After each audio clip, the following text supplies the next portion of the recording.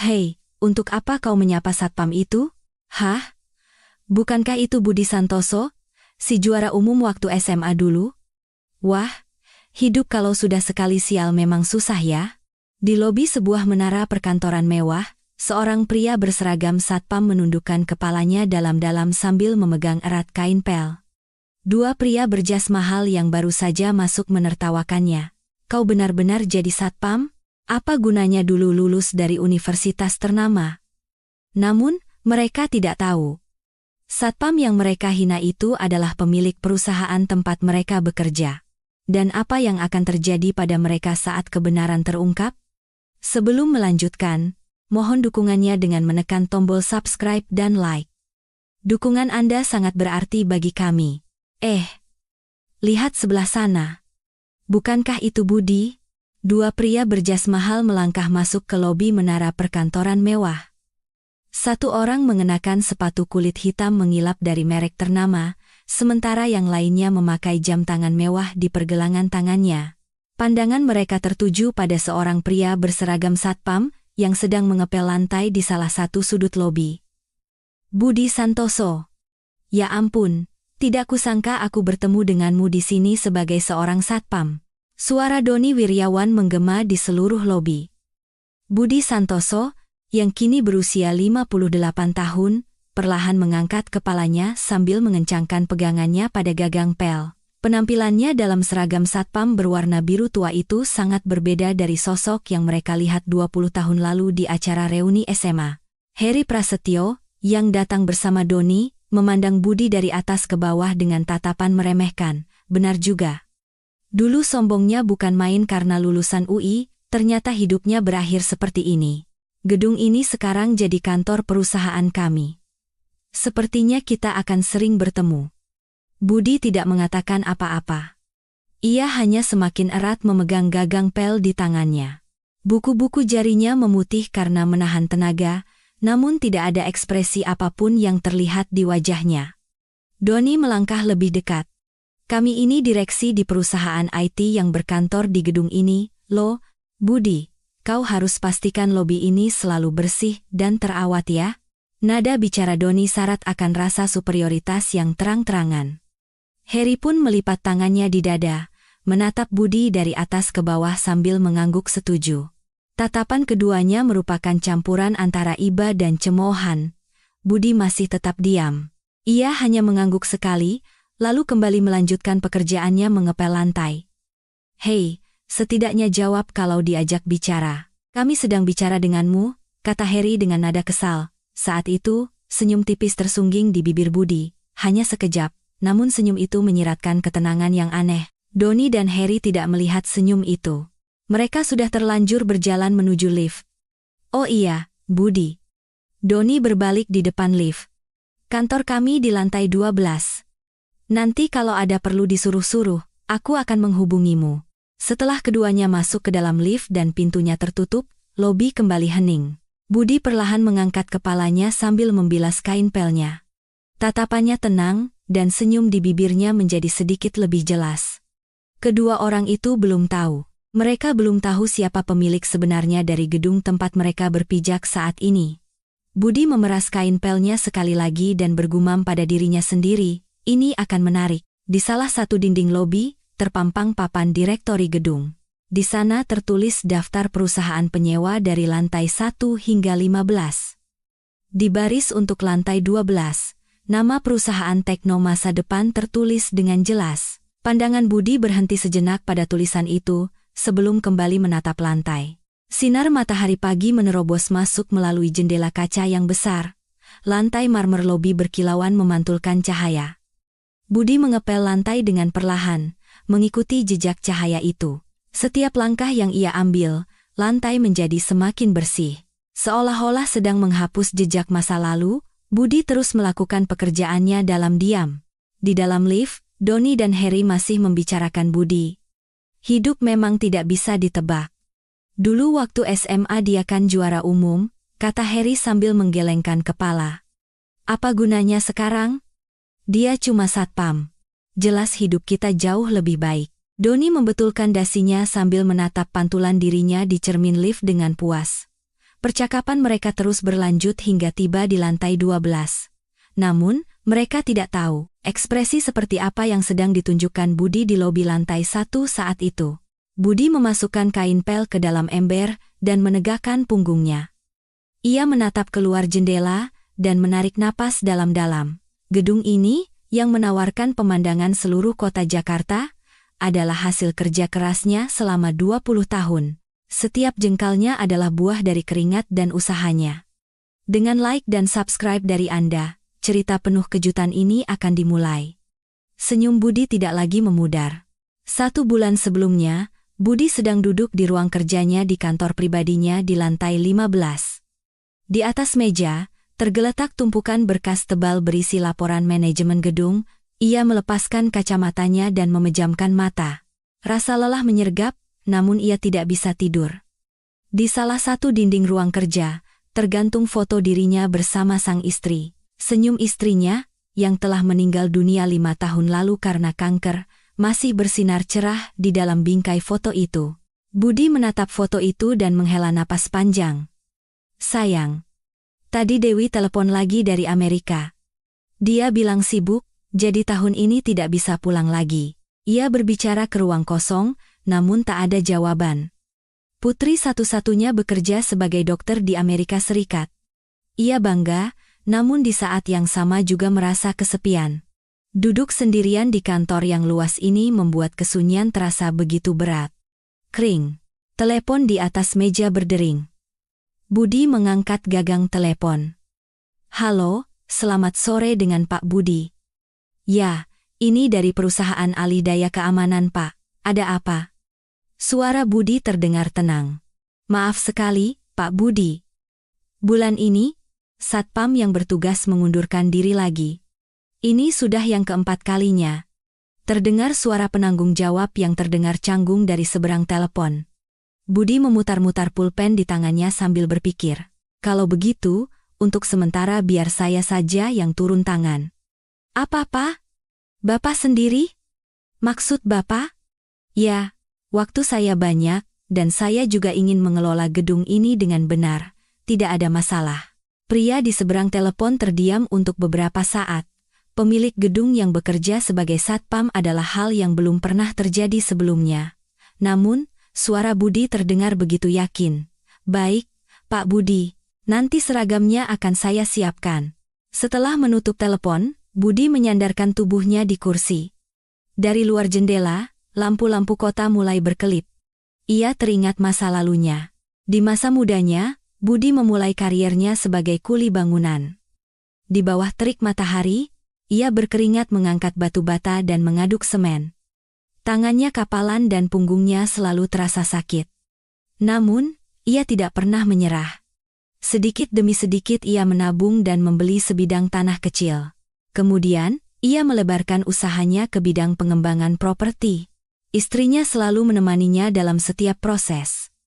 Ia ikut turun ke lapangan untuk mengawasi langsung, dan begadang hingga larut malam untuk membereskan pembukuan. Mereka adalah sebuah tim. Mas, kita harus turun langsung ke lapangan agar bisa melihat kenyataannya. Itulah cara kita, kan? Suara istrinya terngiang di telinganya. Budi memejamkan mata dan mendengarkan suara itu. Setelah istrinya tiada, pengelolaan gedung ia serahkan kepada perusahaan alih daya. Namun, ada sesuatu yang terasa hampa. Karena tidak melihat dan menyentuhnya secara langsung, gedung itu terasa asing. Ini mungkin tidak buruk juga. Sekalian berolahraga, gumam Budi. Ia bangkit dari kursinya. Di sudut ruang kerja, ada lebih banyak foto dirinya bersama sang istri. Salah satunya adalah foto yang diambil saat peresmian gedung. Keduanya tersenyum cerah. Budi menatap foto itu cukup lama, lalu perlahan mengangguk. Keesokan paginya, Budi mengenakan seragam satpam. Ia merasa asing melihat pantulan dirinya di cermin, namun, ia tidak merasa tidak nyaman. Justru hatinya terasa lebih tenang. Rasanya seperti memulai sesuatu yang baru. Ia naik lift dan turun ke lantai 1. Lobi masih sepi. Karena belum jam kerja, tidak banyak orang. Budi membuka lemari peralatan kebersihan dan mengambil kain pel. Ia membasahinya dengan air dan mulai mengepel lantai. Setiap gerakan tangannya, lantai menjadi lebih bersih. Motif marmer di lantai terlihat semakin jelas. Budi bekerja dalam diam. Gerakannya sudah sangat terlatih. Kenangan saat bekerja di proyek bangunan di masa mudanya kembali muncul. Matahari mulai terbit di luar jendela. Sinar mentari yang hangat memenuhi lobi. Budi berhenti sejenak dan menatap keluar jendela. Kota Jakarta mulai terbangun. Satu persatu orang mulai berangkat kerja, dan jalanan mulai ramai. Apa yang akan dikatakan istrinya jika ia masih hidup? Mungkin ia akan tersenyum dan ikut memegang kain pel. Mereka berdua akan mengepel lantai berdampingan sambil mengobrol tentang banyak hal. Senyum mengembang di bibir Budi. Ia menyirami tanaman hias di salah satu sudut lobi. Daun-daun hijau berkilauan terkena sinar matahari. Budi mengelus pot tanaman itu dan bergumam, "Tumbuh subur ya." Pintu lift terbuka. Karyawan pertama telah tiba. Budi menundukkan kepala untuk memberi salam. Orang itu pun membalas dengan anggukan ringan sebelum berlalu. Tidak ada yang tahu bahwa ia adalah pemilik gedung. Budi menyukai hal itu. Ia suka mengamati gedungnya sambil melakukan pekerjaannya dalam diam. Tidak masalah jika tidak ada yang tahu identitas aslinya yang tersembunyi di balik seragam satpam, yang terpenting adalah gedung ini terawat dengan baik. Hari mulai sore. Budi merapikan peralatan kebersihan sambil mengamati lobi. Lantai yang bersih mengilap, pot-pot tanaman yang tertata rapi, jendela kaca yang bebas dari noda. Semuanya sempurna. Ia mengangguk dengan puas. Di dalam lift menuju kantornya, Budi merogoh saku seragamnya. Di dalamnya, ada gantungan kunci kecil pemberian istrinya semasa hidup. Budi mengeluarkannya dan meletakkannya di telapak tangan. Gantungan kunci itu masih berkilau. "Sayang, apa yang kulakukan ini benar, kan?" Tidak ada jawaban. Namun, Budi tahu, istrinya pasti sedang tersenyum dan mengangguk. Seminggu berlalu. Budi kini sudah benar-benar terbiasa dengan pekerjaan sebagai satpam. Setiap pagi ia membersihkan lobi, menyirami tanaman, dan memeriksa setiap sudut gedung. Bertukar sapa dengan orang-orang yang berangkat kerja juga sudah menjadi rutinitas. Pagi itu pun dimulai seperti biasa. Budi sedang menyirami tanaman hias di salah satu sudut lobi. Terdengar suara air yang meresap ke dalam tanah. Daun-daun tanaman itu menampung tetesan air dan bersinar semakin hijau. "Loh, itu bukannya Budi Santoso?" Terdengar suara yang tidak asing. Budi mengangkat kepala. Dari arah pintu utama, dua orang pria berjalan mendekat. Jas mahal dan sepatu mengilap mereka langsung menarik perhatian. Wah, benar juga. Budi Santoso, lama tidak bertemu. Itu adalah Heri Prasetyo. Teman sekelasnya saat kelas 3 SMA. Di sebelahnya, Doni Wiryawan juga mengenali Budi. Keduanya berjalan cepat menghampiri. "Oh, Doni, Heri. Lama sekali ya," sapa Budi. Ia meletakkan alat penyiram dan bangkit. Ia menepuk-nepuk ringan lengan seragamnya sambil tersenyum. Namun, ekspresi kedua temannya berbeda. Ada campuran antara kaget dan bingung. "Kau benar-benar kerja jadi satpam di sini?" Doni memandang Budi dari atas ke bawah. Tatapannya saat melihat Budi yang berseragam, satpam menyiratkan rasa superioritas yang aneh. "Katanya kau lulusan universitas ternama, UI, kan?" tanya Heri sambil melipat tangan di dada. Budi mengangguk. "Iya, aku lulusan UI. Wow. Tapi sekarang jadi satpam. Hidup ini memang ironis ya." Nada bicara Heri terdengar seperti campuran antara iba dan cemoohan. Doni pun menggelengkan kepala sambil berdecak. "Kami ini direksi di perusahaan yang berkantor di lantai 12 gedung ini. Kau tahu perusahaan kami, kan? Tekno Masa Depan?" Jawaban Budi singkat. "Tidak tahu." Wajah Doni sedikit menunjukkan rasa tidak senang. "Itu perusahaan IT yang sedang naik daun. Karyawannya saja ada 300 orang, omzetnya luar biasa. Kami berdua direksinya," kata Heri dengan bangga. Gerakannya seolah sengaja memamerkan jam tangan mewah di pergelangan tangannya. Budi hanya mengangguk pelan. "Oh begitu, selamat ya." "Ah, tidak perlu sampai diberi selamat, ini hal yang wajar. Kami kan punya kemampuan," kata Doni sambil mengangkat bahu. Pandangannya kembali tertuju pada seragam Satpam Budi. Tapi, Budi, apa kau benar-benar hanya bisa dapat pekerjaan jadi satpam? Kenapa tidak cari pekerjaan lain? Aku hanya suka pekerjaan ini. Jawaban Budi membuat kedua temannya saling berpandangan. Ekspresi mereka menunjukkan rasa tidak percaya. Ayolah, jujur saja, sudah tua jadi susah cari kerja, kan? Di usia kita ini, mencari pekerjaan lagi memang sulit, kata Harry sambil menepuk-nepuk pundak Budi. Gerakannya seolah-olah akrab, namun tersirat rasa superioritas di dalamnya. Pokoknya, kita akan sering bertemu. Tolong jaga kebersihan lobi ya. Banyak klien penting yang datang ke kantor kami. Kesan pertama itu penting, Ho, kata Doni sambil melihat sekeliling. Lantai ini tolong dipel lebih bersih lagi, dan tanaman itu juga tolong lebih diperhatikan. Ini menyangkut citra perusahaan kami. Budi hanya mengangguk tanpa berkata apa-apa. Keheningannya dianggap sebagai kepatuhan oleh kedua temannya, yang kini menunjukkan ekspresi puas. Ya, aku mengerti. Menjadi satpam juga bukan pekerjaan mudah. Semangat ya, kata Harry sambil menepuk pundak Budi untuk terakhir kalinya. Kemudian, ia dan Doni berjalan menuju lift. Wajah Budi tetap tenang saat menatap punggung kedua temannya. Dari dalam lift, terdengar percakapan Doni dan Harry. Wah, benar-benar mengejutkan. Budi Santoso jadi satpam. Hidup memang tidak bisa ditebak. Dulu waktu SMA dia lebih pintar dari kita, kan? Apa gunanya? Sekarang kita jauh di atasnya. Pintu lift tertutup, dan suara mereka pun hilang. Budi kembali mengambil alat penyiramnya. Sambil menyirami tanaman, ia bergumam pelan, 1 bulan ke depan akan jadi menarik. Sinar matahari menerobos masuk ke lobi. Cahaya yang melewati jendela kaca menciptakan pola di lantai. Budi berjalan perlahan mengikuti jejak cahaya itu. Langkahnya ringan, dan senyum di bibirnya tidak memudar. Setibanya di lantai 12, Doni dan Harry masih membicarakan Budi. Kantor kita di gedung ini, dan teman sekelas kita jadi satpamnya, agak memalukan juga ya. Apa yang memalukan? Dia itu produk gagal. Tidak bisa dibandingkan dengan kita.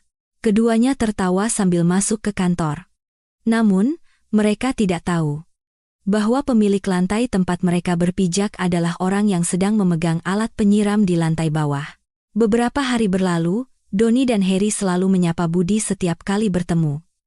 Namun, sikap mereka menjadi semakin sombong.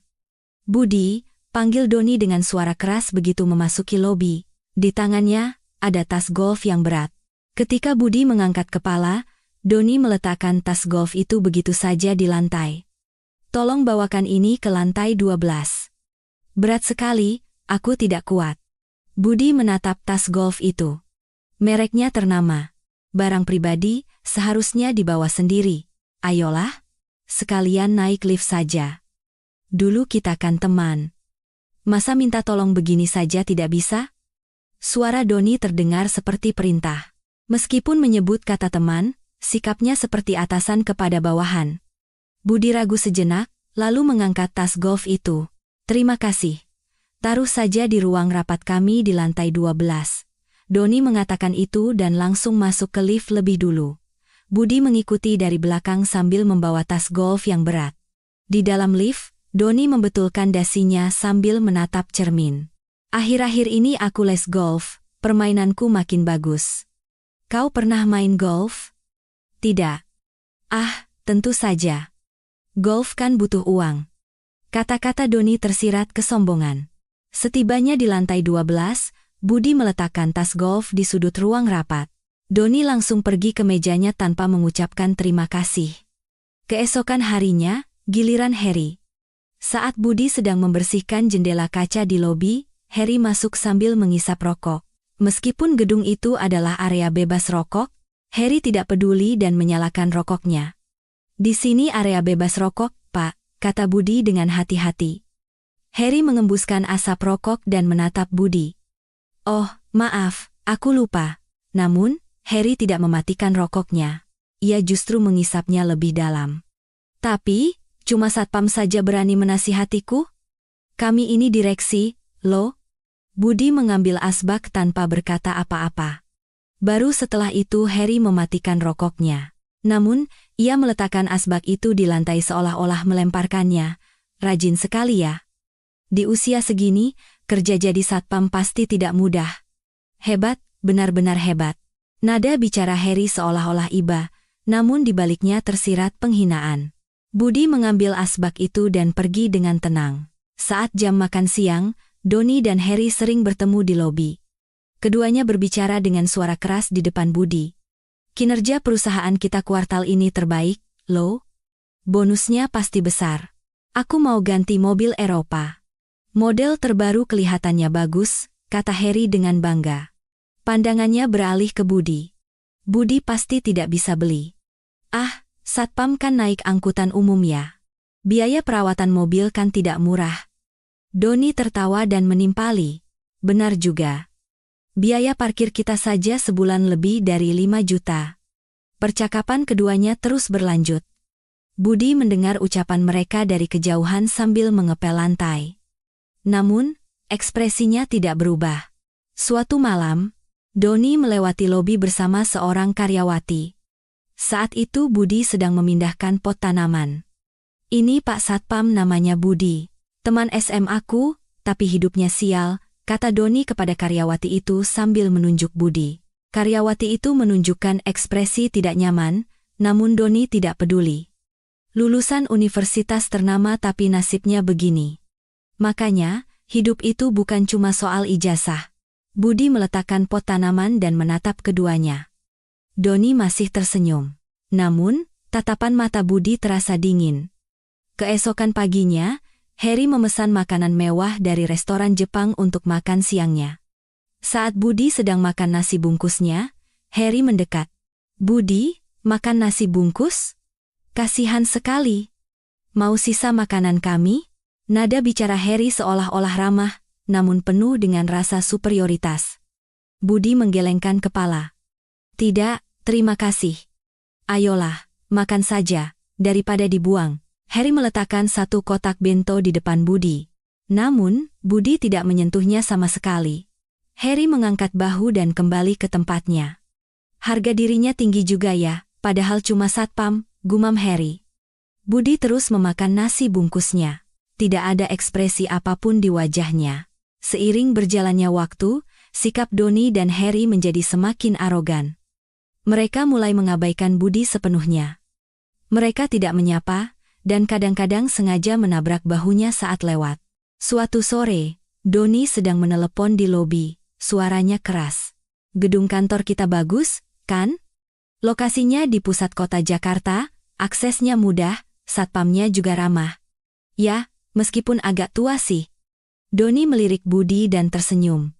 Budi memeras kain pel dan kembali mengepel lantai. Gerakan tangannya tetap konstan, ekspresinya tidak berubah. Hanya orang-orang yang lalu lalang di lobi yang terlihat sibuk. Tidak ada yang menyangka bahwa satpam paruh baya ini adalah pemilik gedung. Hei, bawa ke sini.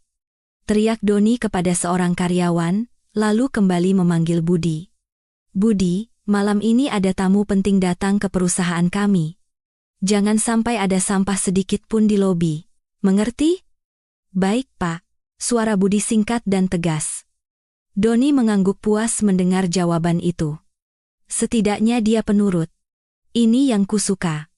Harry di sebelahnya juga tertawa mengejek. Orang itu harus tahu posisinya. Hidup tenang dengan menerima kenyataan itu lebih nyaman. Kata-kata mereka setajam pisau, namun Budi tidak menanggapinya. Ia justru berjalan ke lemari peralatan kebersihan dan memeriksa kembali setiap sudut lobi. Pencahayaan dinding, papan direktori, posisi pot tanaman, semuanya ia perhatikan dengan saksama. Sebagai pemilik gedung dan sebagai satpam, ia tidak melewatkan tugasnya. Malam itu, lampu di lobi terasa sedikit lebih terang. Lantai berkilauan seperti cermin, dan tidak ada satupun bekas sidik jari di pintu kaca. Seorang karyawan muda yang pulang terlambat tiba-tiba bergumam, "Wow, lobi di sini selalu bersih ya." Bagi Budi, kata-kata itu sudah cukup. Senyum tipis mengembang di bibirnya. Namun, ketenangan ini tidak berlangsung lama. Di lantai atas, sesuatu yang sama sekali berbeda sedang terjadi. Minggu berikutnya, Budi duduk di kantornya di lantai 15, sedang merapikan surat perjanjian sewa. Di atas meja, tumpukan surat perjanjian sewa untuk setiap lantai tersusun rapi berdasarkan urutan lantai. Setiap kali Budi membalik halaman, ia memeriksa dengan teliti biaya sewa, masa kontrak, dan klausul opsi. Lantai 12, Tekno Masa Depan. Tangan Budi berhenti. Nama perusahaan yang tertera di bagian atas kontrak menarik perhatiannya. Di halaman terakhir kontrak yang tebal itu, tanggal berakhirnya kontrak tertulis dengan jelas. 2 bulan lagi. Sudah selama itu ya? Budi sedikit mendongak dan menatap langit-langit. Waktu terasa berlalu begitu cepat. Ia teringat saat Tekno Masa Depan pertama kali masuk. Hari itu, seorang direktur muda menyapanya dengan wajah penuh percaya diri. Saat itu telepon berdering. Nomor dari seorang agen properti. Ya, selamat sore dengan Budi. Pak Budi, ini bukan masalah besar, tapi sepertinya ada yang perlu saya sampaikan. Ada apa? Suara agen itu merendah. Ada rumor bahwa kondisi keuangan Tekno Masa Depan sedang tidak baik.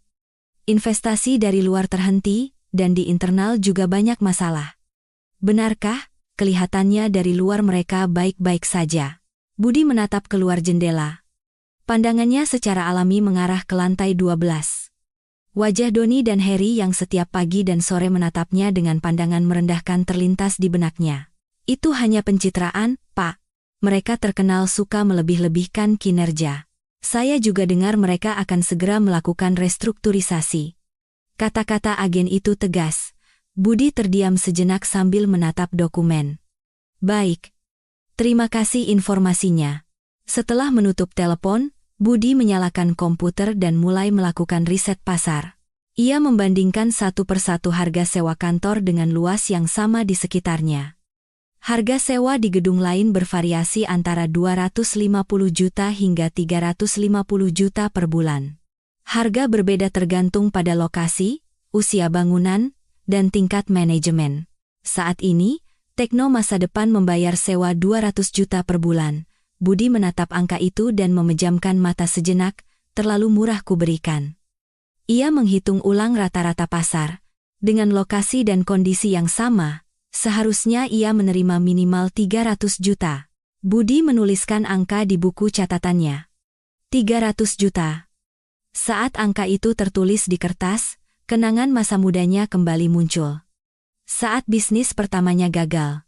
Saat ia kehilangan uang investasi dan hidup dengan tumpukan surat tagihan utang bank. Kata-kata yang ia dengar di reuni SMA masih terngiang jelas. Hei, Budi, ku dengar bisnismu bangkrut ya? Makanya kau tidak datang. Itu adalah suara Doni Wiryawan.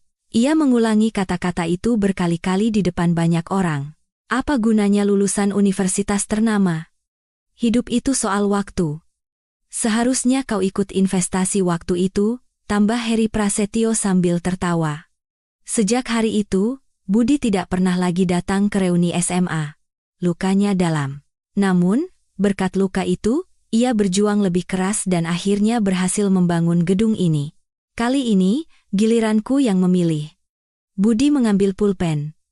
Ia membuka draft kontrak baru untuk Tekno Masa Depan dan menuliskan 300 juta di kolom biaya sewa bulanan. Gerakan tangannya saat menulis angka itu tidak goyah. Itu adalah harga yang wajar sesuai pasar, dan keputusan yang didasarkan pada prinsip, bukan emosi. Ia memeriksa secara berurutan kolom masa kontrak, uang jaminan, dan biaya pengelolaan. Mengingat kondisi manajemen gedung, ia menambahkan beberapa klausul. Keamanan malam, pengelolaan lobi, kondisi pemeriksaan fasilitas, semuanya ia masukkan dengan rinci. Berkat pengamatannya langsung saat mengenakan seragam satpam, ia tahu persis bagian mana yang perlu diperkuat. Setelah selesai merapikan dokumen, matahari mulai terbenam di luar jendela. Senja merah terpantul di jendela kaca gedung. Jendela di lantai 12 juga memerah. Foto istrinya kembali menarik perhatiannya. Dari atas rak buku, istrinya diam-diam menatap Budi. Budi berdiri di depan foto itu dan bergumam pelan, kali ini, aku tidak akan membiarkan diriku diremehkan. Ia mematikan lampu kantor, keluar, dan naik lift. Saat menekan tombol lantai 1, lift mulai turun dengan mulus. Selama angka di layar menurun, Budi menyusun rencana dalam benaknya. Kapan dan bagaimana cara mengirimkan pemberitahuan berakhirnya kontrak, dan bagaimana merespons situasi setelahnya, semua ia pikirkan satu persatu.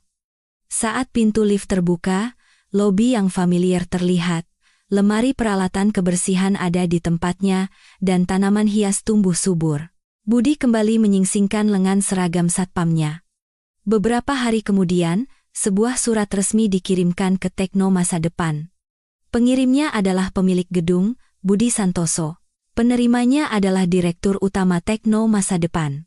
Isinya sederhana. Pemberitahuan 2 bulan sebelum kontrak berakhir, biaya sewa untuk perpanjangan adalah 300 juta, beserta penyesuaian beberapa syarat kontrak. Suasana tegang menyelimuti ruang rapat Tekno Masa Depan.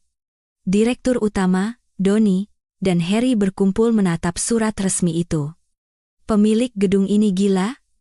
Tiba-tiba menaikkan sewa setinggi ini? Direktur Utama meninggikan suaranya.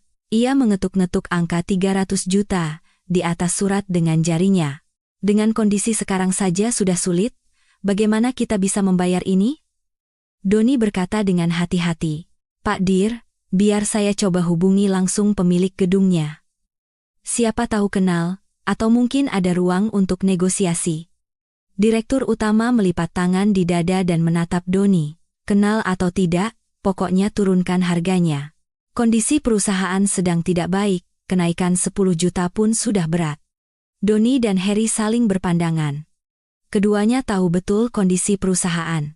Meskipun di luar mereka gembar-gembor sebagai perusahaan yang berkembang, kondisi keuangan internal sudah lama mencapai batasnya. Harry menggigit bibir sebelum membuka mulut. Bagaimana kalau kita tanya satpam itu? Mungkin dia tahu kontak pemilik gedung.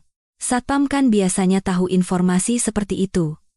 Direktur Utama mengangguk setuju. Ide bagus. Coba cari tahu dari satpam itu. Segera. Keesokan paginya, Doni dan Harry turun ke lobi. Budi sedang mengepel lantai seperti biasa. Keduanya sengaja mendekat dengan ekspresi ramah. Budi, sebentar. Doni berbicara dengan suara lembut. Nada mengejek seperti sebelumnya ia sembunyikan. Kau tahu kontak pemilik gedung? Ada urusan mendesak. Wah, saya kurang tahu ya, Pak. Jawaban Budi singkat. Wajah Doni sempat menegang, namun ia segera memaksakan senyum. Ayolah, sebagai satpam kau pasti tahu. Informasi seperti itu kan ada di kantor manajemen. Kami benar-benar butuh, tolonglah, aku mohon. Harry pun menimpali dari samping. Benar. Kita kan teman SMA, masa tidak bisa bantu begini saja? Cukup kasih kontaknya saja. Selebihnya biar kami yang urus. Dari ucapan Doni, masih terasa nuansa waspada dan meremehkan. Meskipun ia mencoba merendahkan nada bicaranya, kebiasaan lama tidak mudah hilang. Informasi terkait manajemen tidak bisa saya berikan sembarangan. Budi berkata dengan tenang. Menurut peraturan, informasi seperti itu hanya bisa disampaikan melalui kantor manajemen. Jika perlu, silakan ajukan permohonan tertulis. Wajah Doni menunjukkan rasa kesal. Hei, kau tahu kami siapa, kan? Kami penyewa terbesar di sini. Kalau kami pindah, gedung ini juga akan rugi besar. Harry memberi isyarat agar Doni menahan diri. Memangnya aku salah bicara? Perusahaan kita kan besar. Masa satpam satu ini tidak mau bantu urusan sepele begini? Superioritas kembali muncul dalam nada bicara Doni.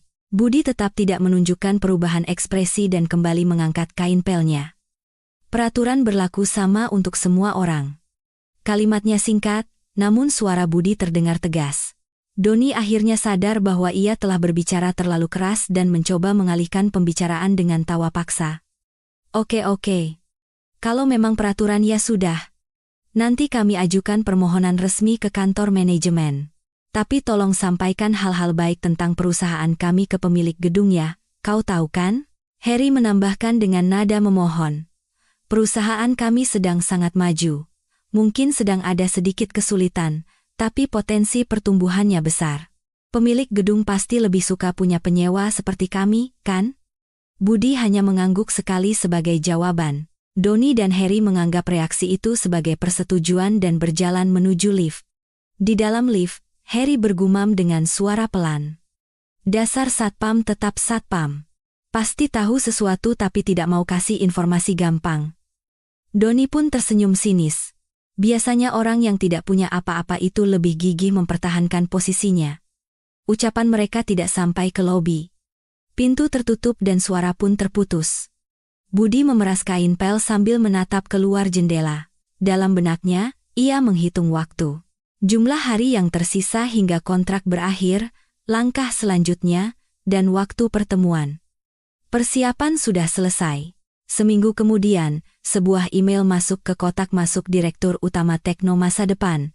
Isinya adalah permintaan pertemuan dari pihak pemilik gedung. Tempatnya di kafe lantai 1, waktunya pukul 3 sore. Direktur Utama segera memanggil Doni dan Harry ke ruang rapat. Akhirnya kita bertemu dengan pemilik gedung, kata Direktur Utama sambil meletakkan email yang sudah dicetak di atas meja. Hari ini harus ada keputusan. Entah menurunkan biaya sewa atau menyesuaikan syarat lain, pokoknya kita harus menekannya. Doni menunjukkan ekspresi percaya diri. Tenang saja, Pak Dir. Biar saya yang meyakinkannya. Saya sudah siapkan materi tentang potensi pertumbuhan perusahaan, lama kami di sini, dan visi ke depan. Harry pun ikut bicara sambil merapikan data. Saya juga sudah riset harga pasar di sekitar sini. Angka 300 juta itu berlebihan. Logika seperti ini juga sudah saya siapkan. Direktur Utama sedikit lega melihat sikap keduanya. Bagus. Apa kalian sudah tahu siapa pemilik gedungnya? Doni menggelengkan kepala dengan ekspresi bingung. Tidak ada informasi di internet, Pak. Nama perusahaannya juga tidak ada. Sepertinya pemilik perorangan. Alis Direktur Utama mengerut. Kalau perorangan bisa lebih sulit lagi. Sore itu, ketiganya berpakaian lebih formal dari biasanya. Dasi diikat lebih kencang, dan sepatu disemir hingga mengilap. Mereka tiba di kafe lantai 1 30 menit sebelum waktu yang ditentukan. Itu menunjukkan betapa mendesaknya situasi mereka. Di salah satu sudut kafe, sebuah meja sudah dipesan. Seorang pelayan bertanya, "Permisi, bapak-bapak yang ada janji dengan pemilik gedung, ya?" "Ya, benar," jawab Direktur Utama. Ketiganya duduk dan mengeluarkan laptop serta dokumen. Doni membaca ulang materi presentasi yang sudah disiapkannya. Sambil membayangkan seperti apa sosok pemilik gedung itu, ia berkata, "Pasti pria parubaya. Orang yang dulu sukses di bidang properti. Semoga saja dia mau mendengarkan kita." Harry pun mengangguk. Yang penting kita harus memberikan kesan bahwa perusahaan kita stabil. Grafik kinerjanya juga kita tonjolkan bagian yang positif saja. Direktur Utama memeriksa waktu. Pukul 14.55. Kafe diisi dengan musik yang menenangkan, dan dari luar jendela terlihat orang-orang yang menikmati sore hari setelah makan siang. Akhirnya, pukul 3 tepat. Pintu kafe terbuka, dan seorang pria masuk, mengenakan seragam satpam berwarna biru tua, dengan wajah yang familiar. Ketiganya serentak menoleh. "Budi, kau juga kesini mau minum kopi? Ini kan jam kerja, tidak apa-apa?" Harry yang pertama kali bicara. Wajahnya menunjukkan bahwa ia sama sekali tidak mengerti situasi. "Benar, ini jam kerja, kenapa kau ada di sini?" Doni menatap Budi dengan pandangan serupa. Budi tidak berjalan ke konter, melainkan langsung menuju meja tempat ketiganya duduk. Tanpa ragu, ia menarik satu kursi dan duduk. "Kau sedang apa?" "Ini meja untuk pertemuan kami. Sebentar lagi pemilik gedung datang," kata Doni dengan kening berkerut. Namun, Budi hanya duduk tenang dengan tangan terlipat di atas meja. "Saya juga ada janji temu. Anda di sini untuk bertemu pemilik gedung, kan?" Wajah Direktur Utama menunjukkan kebingungan. "Ya, tapi Anda..." Budi mengeluarkan kartu nama dari saku kemejanya. Di tengah kartu nama putih yang rapi itu, tertulis nama dengan huruf yang bersih. Budi Santoso, pemilik menara perkantoran. Direktur Utama membeku begitu menerima kartu nama itu.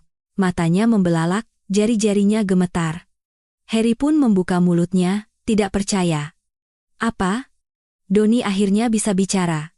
"Hei, Jangan bercanda. Kau kan satpam. Budi menggelengkan kepala pelan. Apa orang yang memakai seragam satpam tidak boleh jadi pemilik gedung? Kafe itu hening seketika. Orang-orang di meja sekitar pun menoleh, mencoba memahami situasi. Keringat mulai membasahi dahi direktur utama. Sebentar, apa benar Bapak adalah pemilik gedung ini? Tanya direktur utama dengan hati-hati. Budi kembali mengangguk singkat. Ya, saya pemilik gedung ini, dan kontrak sewa perusahaan Anda juga saya yang memutuskan. Wajah Doni dan Heri pucat pasi seketika. Sulit bagi mereka untuk menerima kenyataan bahwa orang yang selama ini mereka panggil satpam dan mereka perintah adalah pemilik gedung yang selama ini mereka cari. Tangan Doni gemetar di bawah meja. Heri sama sekali tidak bisa berkata-kata. Hanya direktur utama yang dengan cepat memperbaiki sikapnya dan membungkukkan badan. Bapak, perkenalkan. Maaf, kami tidak menyapa dengan pantas sebelumnya. Budi menerima sapaan direktur utama dengan tenang. Kemudian, ia menatap Doni dan Heri secara bergantian. Mata kedua orang itu sudah dipenuhi rasa takut dan bingung. Sepertinya perkenalan kita sudah selesai, kata Budi dengan suara rendah dan tenang. Udara di kafe terasa berat. Setelah hening sejenak, yang pertama kali mengubah sikap adalah Doni. Ia segera memperbaiki posisi duduknya dan memaksakan senyum. Budi. Pak Budi. Kami benar-benar tidak tahu. Kami tidak menyangka. Saya sungguh-sungguh minta maaf. Setiap kata yang diucapkan Doni terdengar putus asa. Budi menyipitkan mata menatap Doni. Tidak tahu? Kalian memperlakukanku dengan semena-mena karena menganggapku hanya seorang satpam, kan? Pertanyaan yang tenang itu membuat Doni terdiam. Kata-kata yang pernah ia ucapkan di lobi kembali terngiang. Hari ketika ia melempar tas golfnya, saat ia menertawakannya di depan karyawati, semuanya kembali teringat. Heri buru-buru menimpali. Pak Budi, kami benar-benar minta maaf, kami telah gegabah. Kami hanya menganggap Bapak sebagai teman lama dan bersikap santai, tapi kami sudah kelewatan. Budi menatap Heri sejenak, lalu mengalihkan pandangannya ke direktur utama. Kita mulai saja pembicaraan tentang biaya sewa? Direktur utama segera membuka dokumen yang telah disiapkannya. Pak Budi, pertama-tama izinkan saya menjelaskan kondisi perusahaan kami. Karena kondisi ekonomi saat ini sedang tidak baik, jika biaya sewa dinaikkan secara drastis, kami akan kesulitan bertahan. Jika kenaikannya sedikit dari 200 juta, kami masih bisa bernegosiasi, tapi langsung ke 300 juta. Budi mendengarkan penjelasan direktur utama hingga selesai. Kemudian, ia menggelengkan kepala pelan. 300 juta itu pun masih di bawah harga pasar sekitar sini. Gedung lain bahkan ada yang sewanya 350 juta. Dengan lokasi dan tingkat pengelolaan seperti ini, harga itu sudah sangat pantas. Wajah direktur utama menegang. Tapi kami sudah berada di gedung ini selama 3 tahun. Selama ini kami tidak pernah membuat masalah dan tidak pernah telat membayar biaya pengelolaan. Apa poin itu tidak bisa dipertimbangkan? Suara direktur utama terdengar memohon. Namun, ekspresi Budi tidak goyah. Jika penyewa meremehkan pemilik gedung, perpanjangan kontrak akan sulit. Begitulah menurut saya. Lagi pula, sudah banyak perusahaan lain yang berminat. Perusahaan yang ingin berkantor di gedung ini sudah antre. Saat itulah Doni sedikit menunjukkan watak aslinya. Wajahnya memerah, dan suaranya meninggi. Hah, punya satu gedung saja sombongnya bukan main. Kau tahu seberapa besar perusahaan kami? Kalau kami pindah, apa kau sanggup menanggung kerugian karena ruangan kosong? Direktur utama mencoba menenangkan Doni, tapi sudah terlambat. Heri menutupi wajahnya dan memejamkan mata. Budi menatap Doni sejenak, lalu tertawa sangat singkat. Kalau perusahaan sebesar itu, 300 juta pasti tidak akan jadi masalah, kan? Doni terdiam. Budi mendorong selembar dokumen ke arah direktur utama. Ini syarat kontrak yang baru. Silakan dibaca dan putuskan. Masa kontrak, biaya sewa, syarat pengelolaan, semuanya sudah disesuaikan dengan harga pasar. Direktur utama mengambil kertas itu dan mulai membacanya. Ekspresinya semakin muram. Sebenarnya, hanya ada 2 pilihan, membayar 300 juta dan tetap di gedung ini, atau mencari tempat lain. Direktur utama menghela napas panjang. Pak Budi, tolong beri kami sedikit waktu. Kami akan mengadakan rapat internal dan berusaha semaksimal mungkin. Silakan. Tapi waktu Anda tidak banyak. Kontrak berakhir 2 bulan lagi. Beritahu saya keputusan Anda sebelum itu. Budi mendorong kursinya dan bangkit. Terakhir, ia menatap Doni dan Harry. Lalu ia menambahkan satu kalimat. Sebaiknya kalian belajar lagi cara menilai orang. Langkah Budi saat meninggalkan kafe terasa ringan. Saat ia membuka pintu, lobi yang familiar terlihat. Kali ini, jumlah orang yang tahu bahwa ia adalah pemilik gedung yang mengenakan seragam satpam bertambah sedikit. 2 bulan kemudian, Tekno Masa Depan akhirnya pindah ke tempat lain. Mereka tidak berhasil mengumpulkan dana yang cukup dan gagal dalam negosiasi biaya sewa. Gedung baru mereka berada di lokasi yang terpencil dan sulit dijangkau angkutan umum. Keluhan mulai muncul di antara para karyawan. Kenapa kita pindah ke tempat sejauh ini? Waktu perjalanan jadi 2 kali lipat. Perusahaan kita benar-benar baik-baik saja, kan? Akhir-akhir ini suasananya tidak enak. Kegelisahan itu segera tercermin dalam angka. Satu persatu karyawan mulai meninggalkan perusahaan. Kemudian, restrukturisasi dimulai, dan nama Doni Wiryawan serta Heri Prasetyo masuk dalam daftar. Di salah satu sudut kantor, Doni mendengarkan penjelasan manajer HRD. Pak Doni, Anda tahu sendiri kan kondisi perusahaan saat ini. Ini adalah anjuran pengunduran diri. Pesangon akan kami usahakan semaksimal mungkin. Heri juga menerima pemberitahuan serupa. Setelah keluar, keduanya mencoba mencari pekerjaan baru berkali-kali, namun tidak mudah. Usia, rekam jejak, dan kondisi perusahaan lama menjadi penghalang. Dalam beberapa wawancara, masalah kinerja Tekno Masa Depan yang dilebih-lebihkan juga diungkit. Sementara itu, di gedung milik Budi, penyewa baru telah masuk, sebuah cabang dari perusahaan besar dari luar negeri. Jumlah karyawan, omzet, skala, dan citra mereknya, semuanya solid. Pada hari pertama mereka masuk, manajer tim pengelola perusahaan itu berkata kepada Budi, "Saya dengar pemilik gedung mengelolanya secara langsung. Karena itu kami jadi lebih percaya. Kami ingin bekerja sama untuk waktu yang lama." Kata-kata itu menjadi kenyataan. Perusahaan baru itu memeriksa dengan teliti syarat-syarat dalam kontrak, namun tidak pernah mengajukan keluhan. Mereka membayar sewa tepat waktu dan mematuhi peraturan gedung dengan baik. Pemandangan di lobi juga berubah. Setiap jam berangkat dan pulang kerja, karyawan dari penyewa baru menyapa Budi. "Selamat pagi, Pak Satpam. Semangat selalu ya." Budi selalu menjawab dengan kalimat yang sama. "Selamat pagi. Semoga hari Anda menyenangkan." Seragam satpamnya masih sama. Namun, cara orang memandang seragam itu benar-benar berbeda. Ada yang melihatnya sebagai satpam yang ramah, ada yang melihatnya sebagai pengelola yang bertanggung jawab, dan ada pula yang merasakannya sebagai pemilik gedung yang dapat dipercaya. Tergantung pada informasi yang dimiliki, orang yang sama bisa terlihat berbeda. Suatu sore, Budi sedang beristirahat sejenak di sofa lobi. Dari luar jendela, orang-orang lalu lalang dengan sibuk. Di tangannya, ada bingkai foto digital kecil yang menampilkan foto istrinya. Foto di depan gedung lama tempat mereka pernah berdiri bersama. "Sayang, aku masih menjaga cara kita, melihat langsung, mendengar langsung, dan bergerak langsung."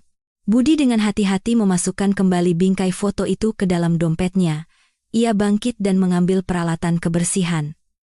Membersihkan debu di pot tanaman, mengosongkan tempat sampah, dan mengepel lantai. Semua gerakan itu terasa alami, seperti sebuah ritual untuk menjaga gedung ini. Menjelang malam, seorang karyawan dari penyewa baru bertanya saat hendak pulang.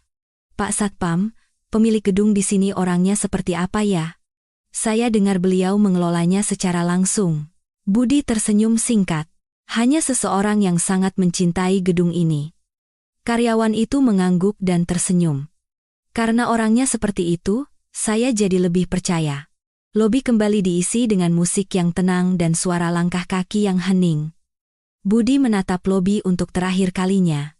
Lantai marmer, pintu kaca yang berkilauan, pot-pot tanaman yang tertata rapi, dan sosok dirinya yang berdiri di tengah-tengah semua itu. Saat kita menilai dan meremehkan seseorang dari penampilan luarnya, martabat kita sendiri ikut runtuh.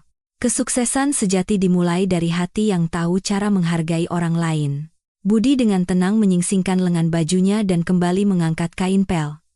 Gedung ini terkelola dengan baik hari ini, dan akan tetap seperti itu esok hari.